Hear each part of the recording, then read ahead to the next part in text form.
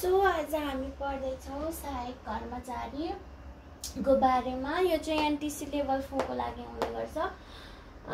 सहायक कर्मचारी भन्नाले चाहिँ प्रमुख वा वरिष्ठ कर्मचारीलाई विभिन्न कार्यहरूमा सहयोग पुर्याउने कर्मचारीहरू हुन्छन् जो चाहिँ फ्रन्ट लाइनमा बसेर सेवा प्रवाह गर्छन्। उहाँहरूलाई चाहिँ सहायक कर्मचारी भनिन्छ। अनि त्यसपछि सहायक कर्मचारीहरूले चाहिँ नि प्रशासनिक, प्राविधिक वा अन्य सहायक कार्यहरू सम्हालेर संस्थाको प्रभावकारी सञ्चालनमा योगदान पुर्याउने गर्दछन्।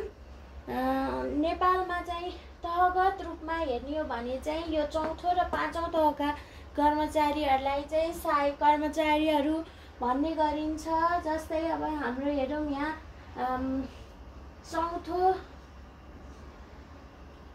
चौथो र 5औं तहका कर्मचारीहरूलाई चाहिँ यो 6औं तहका अथवा योभन्दा माथिल्ला तहका कर्मचारीहरूले निर्देशन दिने गर्दछन् र उनीहरू 4औं र 5औं तहका कर्मचारीहरूले चाहिँ आफूभन्दा माथिल्लो तहका कर्मचारीहरू, विशिष्ट कर्मचारी अथवा प्रमुख कर्मचारीहरूको निर्देशन अनुसार काम गर्ने पनि गर्दछन् र उनीहरूले चाहिँ यो विशिष्ट कर्मचारीहरूले गर्ने कार्यहरूमा चाहिँ उहाँ विशिष्ट कर्मचारीहरूलाई सहयोग पुर्याउने गर्दछन्। अब त्यस्तै गरेर सहायक कर्मचारीका कार्यहरूमा चाहिँ नि सहायक कर्मचारीहरूले चाहिँ निर्देशनको पालना गर्नुपर्छ।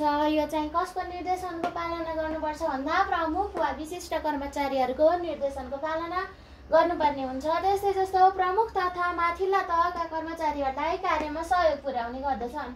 हामीले माथि भनिसक्यौँ, प्रमुख वा वरिष्ठ कर्मचारीहरूलाई विभिन्न सहयोग पुर्याउने, उनीहरूको काममा सहयोग पुर्याउने कर्मचारी को हुन् त? सहायक कर्मचारीहरू हुन्।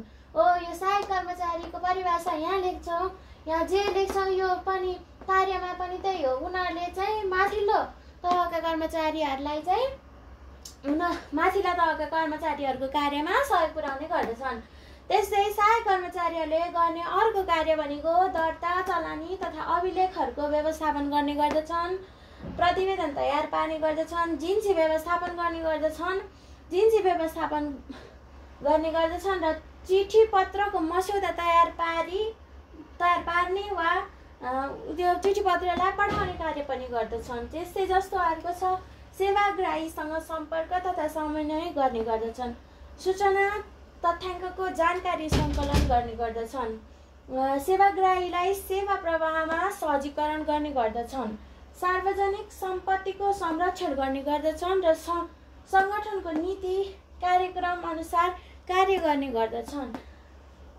अब हामीले यो सहायक कर्मचारीको परिभाषामा यति कुराहरू लेख्छौँ। उनीहरूलाई चाहिँ नि 6औं तहका वा त्योभन्दा माथिल्ला तहका कर्मचारीहरूले दिने निर्देशन अनुसार उनीहरूले त्यही अनुसारको कार्य गर्नुपर्ने हुन्छ र उनीहरूले माथिल्ला तहका कर्मचारीहरूले गर्ने कार्यमा चाहिँ नि सेवा प्रवाह गर्ने उनीहरूले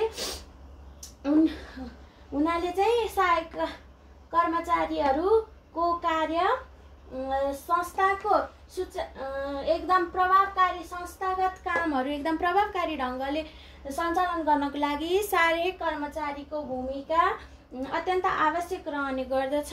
यही भनेर चाहिँ नि हामीले अन्त्यमा कन्क्लुजन लेख्नुपर्ने हुँदछ र यो क्वेसनको लागि 5 नम्बर भनेर दिएको हुन्छ। मलाई लाग्छ 2 नम्बर जतिको चाहिँ यो परिभाषा चाहिँ 2 नम्बर जतिको अनुसारले लेख्नुपर्छ। कार्यहरू पनि त्यही अनुसारले परिभाषामा ठ्याक्कै यो 6औं र त्योभन्दा माथिका तहका कर्मचारीहरूले चाहिँ उनीहरूलाई निर्देशन दिन्छन् भनेर त्यो निर्देशन पाउने व्यक्ति चाहिँ सहायक कर्मचारी हो। त्यही परिभाषालाई चाहिँ यो तलको कार्यहरूमा निर्देशन पालना गर्नुपर्छ भनेर यही अनुसारले लेख्ने, अथवा चाहिँ तपाईँहरूले अर्को तरिकाले लेख्नको लागि यसलाई प्रशासनिक काम अनि लेखा सम्बन्धी कामहरूको विभाजन गरेर पनि लेख्न सक्नुहुन्छ। ल आजको लागि यति नै।